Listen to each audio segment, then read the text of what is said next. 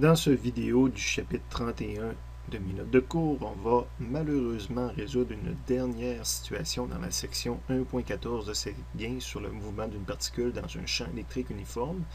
Je dis malheureusement parce que moi, c'est une des sections que je préfère dans tous les livres de Séguin, quoique je n'ai pas fait beaucoup de livres d'optique. Mais c'est vraiment des situations, des exercices, puis quand on l'amène à l'examen aussi, des problématiques qui font appel à tellement de notions de physique qui montrent que tu as compris l'ensemble de la physique, parce qu'il faut que tu calcules le champ électrique, parce que le champ électrique va impliquer une force électrique. Cette force électrique-là va impliquer une accélération, donc tu tombes dans la première loi de Newton, force est égale à ma. Un coup, tu connais l'accélération, c'est parce que cette accélération-là va te permettre de calculer vitesse finale, vitesse initiale, etc. Donc tu tombes dans la cinématique. Évidemment, ça fait appel aux notions de vecteurs, parce qu'il y a la vitesse, l'accélération, tout ça, c'est des grandeurs vectorielles qu'il faut décomposer. Donc, ça montre que tu as une compréhension globale de la physique et non pas juste par je comprends ce principe-là au moment de l'appliquer dans l'examen, puis je l'ai oublié pour le reste de mes jours après. C'est vraiment le genre de problème de physique que j'aime. Ça paraît-tu? Je vous invite, dans un premier temps, à prendre connaissance de la situation 3, un électron dévié en passant de deux plaques chargées. Donc, super beau problème de physique, à la page 126 de Séguin. Évidemment, le dessin devrait être caché au complet si jamais c'est à vous de faire le dessin, quoiqu'à l'examen, je risque déjà d'avoir dessiné au moins les deux plaques. Après première lecture, donc on a deux plaques parallèles. Donc ici, c'est des plaques, c'est pas des lignes. Donc encore une fois, c'est vu de côté, c'est un grand carré que j'ai tourné de côté. Puis là, je vois juste la ligne. Mesurant chacune 40 cm par 40 cm. Donc la première chose que j'ai mentionnée, on me l'écrivait comme ça, donc j'ai probablement tout de suite écrit que c'était l'air qui m'était donné. Vous voyez les deux 40 cm qui apparaissent dans le problème, j'ai listé deux fois. Donc c'est l'air, c'est l'équivalent du L au carré là, des plaques. Donc c'est des plaques carrées. J'ai pas fait de dessin où on voit l'aspect carré de la plaque. Je l'avais déjà fait dans une vidéo précédente. Ils ont une distance de 10 cm entre les deux plaques. Je l'ai mis immédiatement en mètres. Donc sur mon dessin, c'est probablement le D que j'ai illustré ici. On considère que le champ électrique, parce qu'évidemment deux plaques chargées comme ça vont créer un champ électrique de 282 newtons par coulomb dans la région entre les deux plaques. À l'examen, je vais probablement les fournir pour qu'on ait tous le même genre de situation, que ce soit facile à corriger puis à analyser. J'aurais probablement dessiné les plaques puis marqué que la L d'en haut est négative, L d'en bas positive, ce qui m'amène à dessiner mon E du bas vers le haut. On va le voir tout à l'heure quand j'aurai fini de décacher les choses, mais le 282 newtons, le champ électrique, donc c'est un champ électrique uniforme, conformément à ce que fait deux plaques l'une face à l'autre, et il est dirigé vers le haut parce que j'ai mis la plaque négative en haut. Puis il est nul partout ailleurs, c'est une propriété de deux plaques qui se font face. Un électron pénètre dans l'espace séparant les deux plaques avec une vitesse initiale de 8 fois 10 à la 6 mètres par seconde. J'ai probablement mentionné l'aspect que c'est un électron au départ, donc ça c'est ma charge qui est en jeu. J'ai probablement dessiné mon électron ici, donc charge négative, puis j'ai dit ça c'est un électron. J'aurais pu écrire juste moins E, je l'aurais accepté aussi parce que c'est une valeur reconnue. Et la vitesse initiale de 8 fois 10 à la 6 mètres par seconde. Vitesse qu'on nous dit parallèle aux plaques. Évidemment, ça n'a aucun intérêt si je lance l'électron vers l'arrière, ça veut dire qu'il est lancé vers l'avant comme ça avec une vitesse initiale. Lorsqu'on continue la lecture, on nous dit qu'on s'aperçoit qu'il en ressort avec une certaine déviation.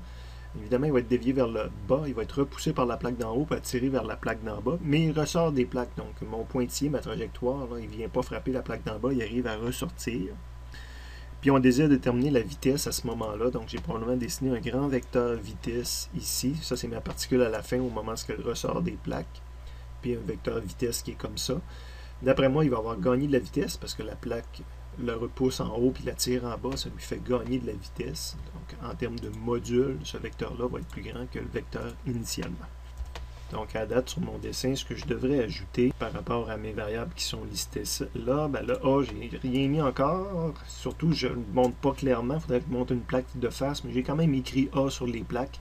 Évidemment, ça ne représente pas l'aire du petit rectangle ici. mais ça représente l'aire d'un grand carré. D'ailleurs, j'ai utilisé au moins cette dimension-là pour montrer le L. Le L serait dans l'autre L serait dans l'autre sens pour réussir à faire un carré qui aurait un aire.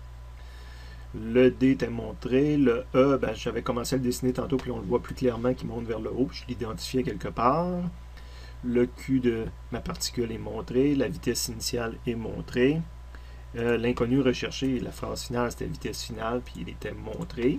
Bon, il semble avoir des choses supplémentaires sur le dessin par expérience, mais aussi je pourrais ne pas les mettre immédiatement, puis les faire apparaître au moment où j'en ai réellement besoin. On cherche un vecteur ici, qui a une orientation quelconque en X et en Y, donc je cherche le module de ce vecteur-là, donc il va falloir que j'utilise le module d'un vecteur. Donc la définition qu'on peut trouver dans l'annexe sur les vecteurs dans la partie, dans le document vert. Donc j'applique le module d'un vecteur pour vecteur vitesse finale, donc A c'est vitesse finale, composante selon X c'est vitesse finale selon X, composante selon Y c'est vitesse finale selon Y. J'ai écrit une première équation avec 3 inconnus dedans. Et surtout, je me suis aperçu que j'allais travailler le problème avec des références à l'axe des X, l'axe des Y. Donc, il faudrait montrer où sont nos axes X et Y dans ce problème-là. Ben, j'ai avancé sur l'axe des X, puis en haut vers l'axe des Y, là, de façon standard. Donc, je ne suis pas capable d'avoir une réponse pour mon point d'interrogation tant que je n'ai pas calculé les autres choses. Donc, ça, c'est la composante selon X. C'est l'analyse du problème, selon X. Puis selon X, il n'y a rien qui l'accélère. Il n'y a pas d'accélération selon X. Donc, ça va être un mu dans ce cas-ci selon X. Il va y avoir une accélération selon Y. Les plaques vont venir l'influencer selon Y. Mais selon X, il n'y a pas d'accélération. Donc, pour un mu, on l'avait fait aussi tout à l'heure quand on est selon un mu, mais la vitesse finale est égale à la vitesse initiale. Dans ce problème-là, ma vitesse finale selon X est égale à la vitesse initiale selon X. Je n'ai pas besoin de décomposer. Le vecteur initial, il est déjà selon X. Donc, le 8 fois 10 à la 6 ici, c'est déjà ma vitesse initiale selon X. C'est carrément, je n'ai pas besoin de passer par un angle. Là. Ben, je pourrais passer par l'angle, ça me donnerait un 0 degré. Donc, j'ai écrit une deuxième équation sans ajouter d'inconnu. Et j'ai une valeur pour ça, il me manque une valeur pour ça. Ben, celle-ci, c'est selon Y, donc la physique selon Y va impliquer qu'il va y avoir eu accélération selon Y. Je n'avais pas dessiné tantôt, mais évidemment, une particule qui est dans un négatif, qui est dans un champ électrique comme ça, va subir une force électrique vers le bas ou une accélération vers le bas. C'est pas où, c'est les deux ont un lien, là. Le fait qu'il y ait une force électrique vers le bas, il y a par conséquent, en même temps, une accélération électrique vers le bas. J'ai donc un MUA selon Y, puis je cherche la vitesse finale selon Y, donc je cherche la vitesse finale d'un MUA. Dans le résumé du chapitre 31 à la deuxième page, j'ai mis les équations d'un MUA, donc je cherche vitesse finale qui n'apparaît pas dans la première équation. Je cherche vitesse finale ici, qui apparaît avec un delta T, donc j'ai pas de delta T dans le problème. L'accélération, je pourrais toujours la trouver. Troisième équation d'un MUA quand je cherche la vitesse finale. Là, c'est écrit delta X, hein, mais je vous rappelle qu'on est en train de faire le problème en Y. On a dit que c'était un MUA selon Y. Il faut que je vois ces équations-là en remplaçant toutes les X par des Y. Et le delta Y n'est pas connu dans le problème. À date, j'avais souvent travaillé avec ça, là. Mais on va retourner au problème. Problème que je suis en train d'analyser selon Y. Et le delta Y ne correspond pas au delta T ici. Pour que ça corresponde au delta D, il aurait fallu que la particule soit en haut au départ, puis qu'à la fin soit en bas. Là, ça serait déplacé d'une valeur de D selon Y. Mais ce n'est pas le cas. On ne mentionne même pas à quelle hauteur qu'elle rentre par rapport aux deux plaques, puis à quel endroit qu'elle sort. Donc, je ne connais pas le delta Y, puis j'ai pas grande idée comment je pourrais le calculer. Donc, ça vient là me donner beaucoup de misère avec l'utilisation de celle-ci que j'utilisais souvent. La quatrième série fait appel à la vitesse initiale et la vitesse finale en même temps. Je retourne, je cherche ma vitesse finale, puis je vais réutiliser vitesse finale, vitesse moyenne, puis il y a des delta X dedans. Donc, vraiment pas gagnant. Puis la cinquième, c'est la première, mais inversée. On avait celle-là qui nous tentait peut-être, mais on ne connaissait pas le delta t. Mais le delta t, je pourrais le calculer. Parce que ça demande, ça va être un temps qui va correspondre. Si je reviens dans le dessin, là, retenons ça un petit peu, puis retournons au dessin. Le delta t que ça va prendre pour se rendre là à là, ben c'est le delta t que ça prend pour traverser aussi là, les plaques. Puis tantôt, on a dit que selon x, c'est un mu. Donc, les deux déplacements existent en même temps. Je me déplace selon x, puis je me déplace selon y. Donc, le temps que ça prend pour avancer, c'est le temps que ça prend aussi pour descendre. Les deux se combinent en même temps, mais c'est le même temps. Donc, je pourrais calculer le temps que ça prend pour faire un mu selon x, puis ça va être le même temps pour l'accélération selon y. Je vois ça comme possibilité. Donc, j'utilise ce qu'on a vu tout à l'heure, qui a un delta t dedans. Donc, ça, c'est mon accélération, c'est mon MUA. Je vous rappelle qu'on faisait tout ça parce qu'on a besoin d'un chiffre ici. Donc, vitesse finale selon y, ça va être ma vitesse initiale selon y, qui est à 0 parce que initialement, selon y, j'avais aucune vitesse, plus l'accélération selon y, mais l'accélération selon y, c'est AE, et vers le bas, elle est négative, je vous rappelle. Donc ici, j'écrirai un moins AE, fois le delta t qui est inconnu. Ça, c'est le traitement mathématique qui est fait sur l'autre ligne. Mais j'ai écrit une troisième équation, et j'ai rajouté deux inconnus. 3 passe à 5. Elle ne me donne pas trop de problème, je sais que je peux la calculer. Delta t, ce qu'il faut avoir l'idée de génie, c'est de dire ce que j'ai expliqué tantôt, là, que je peux calculer le delta t en disant combien de temps ça va avoir pris s'il aurait existé seulement le MU. Bon, j'ai réglé celui-là qui me donnait moins de misère, celui-là qui fait appel à la dynamique, à la loi de Newton. Donc, somme la force électrique, c'est QE, puis somme des forces est égale à MA, c'est la combinaison de ces deux choses-là qui apparaissent en même temps dans cette équation-là, que j'applique à mon problème. Donc, la particule qui est accélérée, c'est un électron. Le champ électrique nous était donné, c'est 282 newtons, est égal à la masse, c'est la masse de l'électron qui est en circulation entre les deux plaques, fois le AE. Donc j'avais besoin d'un chiffre pour AE, puis ça le donne. Donc ça c'est ma quatrième équation, puis je suis resté à 5 inconnus, où je fais des mathématiques en dessous là, pour l'isoler.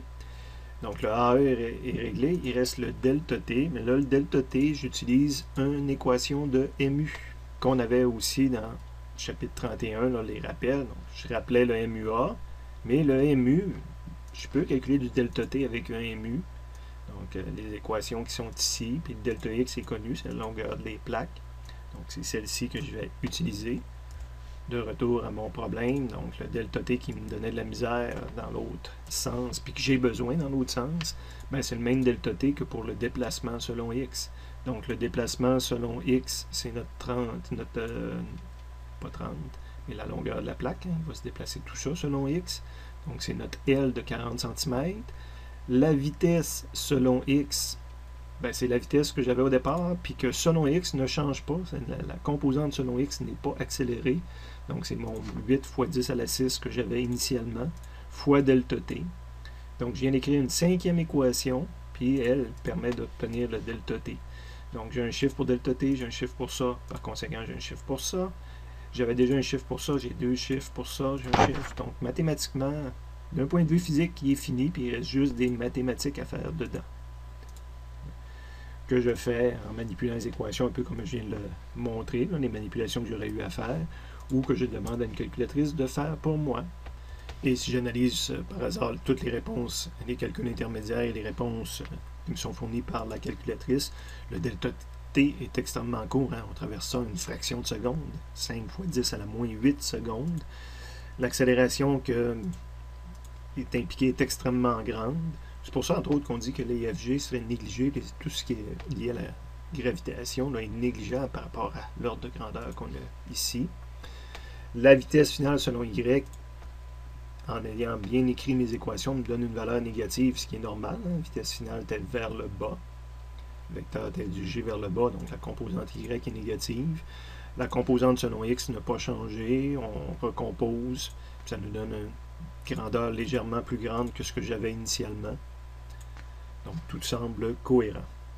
Intéressant, quelqu'un pourrait me demander qu'est-ce qui n'est pas décaché en haut. Ben, c'est quelque chose qui n'était pas demandé, puis qu'on retrouve souvent dans ce genre de problème-là. Chacun va le demander en exercice, puis moi, historiquement, je l'ai souvent demandé en examen. C'est est-ce que l'électron va frapper la plaque d'en bas ou va réussir à sortir? Donc, quel est le déplacement selon Y dans ce cas-ci? Souvent, ce qu'on va s'intéresser, c'est justement le déplacement selon Y. Es-tu trop grand, puis ça va venir frapper? Hein? Si j'aurais eu un déplacement comme ça, ben, ça veut dire que je vais frapper avant même de sortir. Donc, à la page suivante, il y avait les mathématiques là, que je ne tiens pas compte, mais sur la fin du problème, je vous avais montré qu'est-ce qui arrive si jamais je m'intéresse au delta Y. Mais évidemment, c'est le delta Y d'un MUA. Donc, je fouille dans les équations d'un MUA pour en utiliser une que delta Y dedans. Puis là, je retombe sur ma troisième équation, étant donné que les autres calculs sont faits, que je connais la vitesse finale selon Y. Le seul inconnu que j'ai là-dedans, c'est delta Y. Puis je suis capable de calculer la déviation selon Y.